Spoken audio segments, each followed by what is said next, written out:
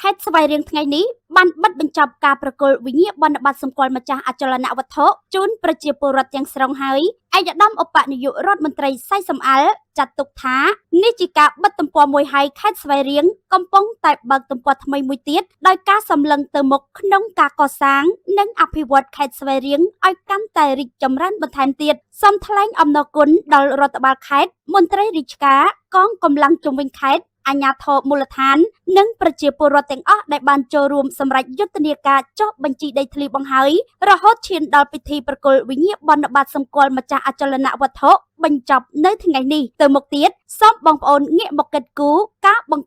កើនផលចិញ្ចឹមសត្វប្រកបរបរចិញ្ចឹមជីវិតបង្កើនចំណូលនិងចូលរួមរៀបចំទីក្រុងនិងទីប្រជុំជនឲ្យស្អាតមានសោភ័ណភាពនិងរក្សាបានឧត្តមប្រយោជន៍ជាតិគួរបញ្ជាក់ផងដែរថាខេត្តស្វាយរៀងគឺជាខេត្តទី5នៃប្រទេសកម្ពុជាដែលបានបិទបញ្ចប់ការប្រគល់វិញ្ញាបនបត្រសម្គាល់ម្ចាស់អចលនវត្ថុជូនប្រជាពលរដ្ឋជាស្ថាពរនេះបើយោងទៅតាមពិធីបិទបញ្ចប់ការចែកវិញ្ញាបនបត្រសម្គាល់ម្ចាស់អចលនវត្ថុក្នុងភូមិសាស្ត្រខេត្តស្វាយរៀងនាថ្ងៃទី25ខែកក្កដាឆ្នាំ